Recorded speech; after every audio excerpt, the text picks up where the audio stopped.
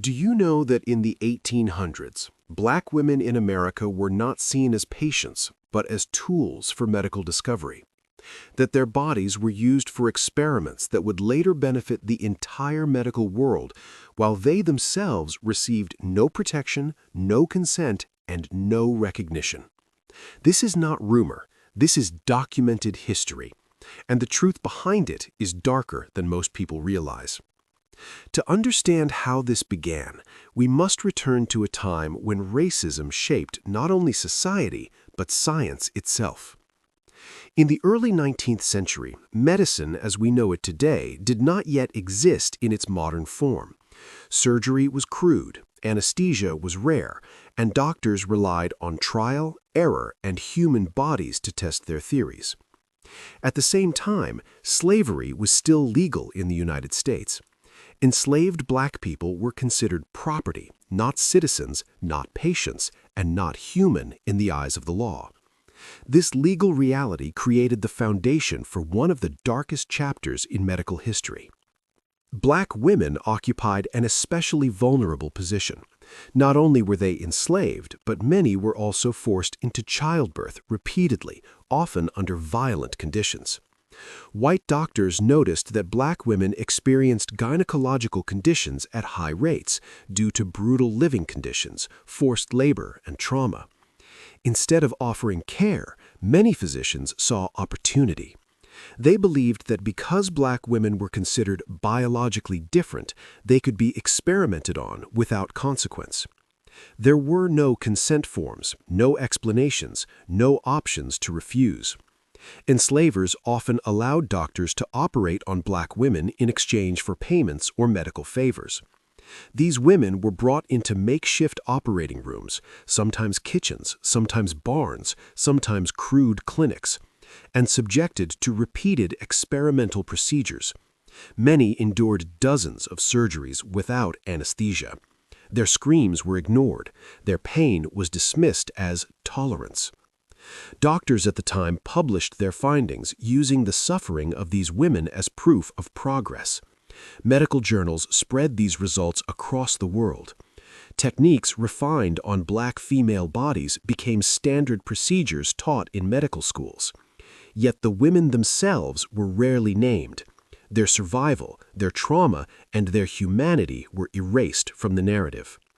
What makes this history even more painful is that for decades, these practices were not seen as abuse, they were seen as advancement. Society celebrated the medical breakthroughs without ever asking who paid the price for them, and the ones who paid were almost always black women. This was only the beginning. By the mid-1800s, a small group of American physicians began gaining international recognition for their breakthroughs in women's health. Their names would later appear in textbooks, medical schools, and even statues. But behind those famous discoveries were forgotten black women whose bodies were used as living laboratories. These doctors were praised as pioneers. The women they experimented on were treated as disposable.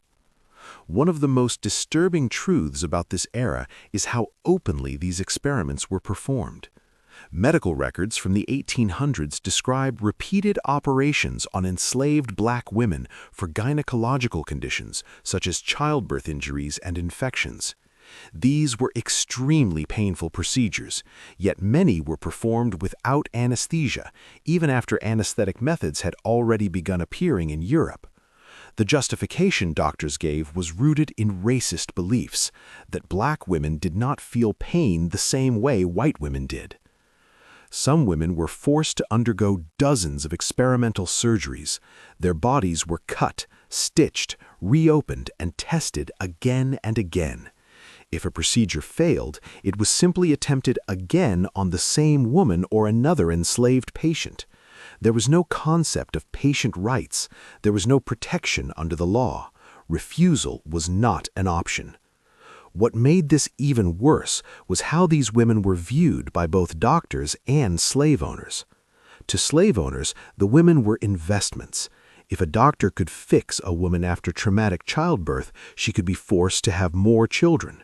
More children meant more enslaved laborers. So the suffering of black women became profitable from both a medical and economic perspective.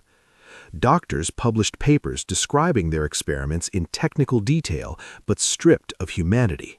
Black women were often referred to as cases rather than people. Their age, emotions, and suffering were omitted. They became data points, not lives. Meanwhile, white women with similar medical conditions were rarely subjected to such brutal treatment. They were offered rest, privacy, and often anesthesia. This difference in treatment reinforced a deadly idea that black women existed for use, while white women existed for care. What history books often leave out is that many of these early medical successes only happened because black women survived extreme abuse long enough for doctors to refine their techniques. Modern gynecology as it exists today was built on their forced suffering. Yet for more than a century, their names were lost. The credit went exclusively to the men who experimented on them. Their pain became footnotes. Their stories were buried. But the truth did not stay buried forever. As the years passed, the experiments performed on black women did not slow down, they intensified. What began as attempts to treat childbirth injuries soon expanded into aggressive surgical trials, repeated procedures, and dangerous interventions that had little concern for survival, dignity, or recovery. The goal was not healing, the goal was advancement at any cost. Many of these women suffered from conditions caused by brutal labor, sexual violence, unsafe childbirth, and poor living environments. Instead of preventing these causes, doctors focused on fixing the damage, often through experimental surgery. A single woman might be cut open, stitched, and reopened multiple times across months or even years. If the operation failed, it was not considered a tragedy, it was considered useful data. In many cases, these women were forced to assist in the operating rooms themselves. Some were made to hold down other patients while procedures were being performed. Imagine the psychological terror of being forced to witness the same violence you knew would later be inflicted on you. There was no counseling, no explanation, only commands. Infections were common, blood loss was extreme, recovery conditions were poor. Many women were returned to hard labor while their bodies were still healing or not healing at all. Some did not survive, and those who did survive often carried lifelong complications that were ignored entirely once doctors achieved the results they wanted. What made these experiments especially dangerous was that they were performed in a time when medical hygiene was poorly understood. Gloves were rarely worn, instruments were reused without proper sterilization.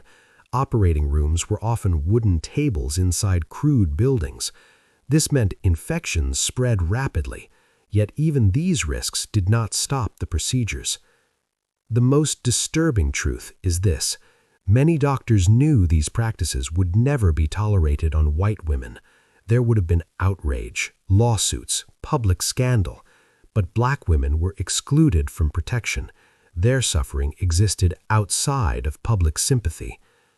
Medical journals at the time continued to celebrate breakthroughs, but behind every published result was a woman whose pain had been edited out of the story. Success was measured in technique, not survival. Innovation was praised, while human cost was ignored. The experiments continued not because they were humane, but because society allowed them to. And as long as black women remained legally powerless, the medical system remained unchecked. What allowed these experiments on black women to continue for decades was not only racism at the personal level, it was protection at the institutional level. Doctors were not acting alone. They were shielded by medical schools, government silence, slave laws, and a society that believed black pain mattered less. In the 1800s, there were no patient rights as we know them today. There were no ethics boards, no informed consent laws, no protections for vulnerable populations. And because enslaved black women were legally classified as property, the permission of the enslaver mattered more than the life of the woman herself. Once the owner agreed, the doctor was free to operate. Medical schools benefited directly from this arrangement. Students were allowed to observe experimental procedures on black women in ways that would never have been allowed on white female patients. These demonstrations were framed as education, but they were built on forced suffering. Young doctors were trained in an environment where violating black bodies was treated as normal medical practice. When complications occurred, infections, permanent injury, even death, there were no consequences. No doctor lost their license, no investigation followed, no accountability existed. The system was designed to protect the reputation of medicine, not the lives of black women. At the same time, scientific racism was being taught as fact. Medical textbooks falsely claimed that black people had thicker skin, different nerves, and lower sensitivity to pain. These lies were used to justify extreme treatment. Even when black women cried out during procedures, their pain was labeled exaggeration, emotional instability, or biological difference. The media also played a role. Newspapers celebrated medical advancements without questioning how they were achieved. Doctors were portrayed as heroes pushing the boundaries of science. The patients who suffered were invisible to the public. Their stories never made the headlines. What is especially disturbing is that some black women were promised freedom, better treatment, or relief from forced labor in exchange for participating in procedures. For many, this was an impossible choice: refuse and face punishment, agree and face the risk of permanent injury or death. Either way, the outcome was rooted in coercion, not consent. This was not a hidden practice. It operated in open view of society. And the reason it continued is simple.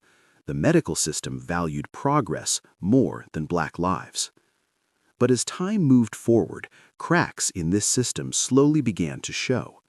The experiments performed on black women in the 1800s did not end with the closing of operating rooms or the deaths of the doctors who carried them out. Their impact stretched far beyond that century, shaping how black women would be treated by the medical system for generations to come. The physical pain was only one layer of the damage. The psychological and societal scars ran even deeper. Many of the women who survived these procedures lived with lifelong complications: chronic pain, infections that never fully healed, infertility, and conditions that made everyday movement unbearable. But once the doctors achieved their medical goals, these women were often discarded. There was no long-term care, no rehabilitation, no follow-up. Their bodies had served their purpose. Even more damaging was the distrust that began to grow inside black communities. Word spread, not through newspapers, but through whispered warnings, family stories, and lived experience. Black people learned, through suffering, that hospitals were not always safe, that doctors did not always mean healing, that seeking medical help could lead to exploitation rather than protection. This fear did not disappear with the end of slavery. It was passed down from mothers to daughters, from grandparents to grandchildren. For decades, many black families avoided medical institutions unless absolutely necessary. This delay in seeking care contributed to higher rates of untreated illness, complications during childbirth, and preventable deaths. At the same time, the racist ideas that justified those early experiments did not vanish either. The false belief that black people feel less pain continued to influence medical treatment well into the 20th and even 21st centuries. Studies have shown that black patients are still, today, less likely to receive adequate pain medication compared to white patients with the same conditions. The roots of this inequality trace directly back to the experiment era. The emotional damage was just as severe. The medical abuse reinforced a message that black women's bodies were not their own, that their suffering was acceptable, that their consent did not matter. This created a deep sense of vulnerability, one that reshaped how Black women interacted with authority, institutions, and healthcare providers. And yet, despite all of this, their strength endured. These women survived enough to leave descendants. They carried histories that were never written into official records, but lived on in memory, behavior, and caution. Their resilience became a quiet form of resistance, but the world still had not fully acknowledged what had been done to them. That reckoning would take far longer. For more than a century, the suffering of Black women inside early medical systems remained hidden behind prestigious textbooks, celebrated discoveries, and sanitized versions of history. The names of male physicians were remembered. The names of the women they experimented on were forgotten. But in the late 20th century, that silence finally began to crack.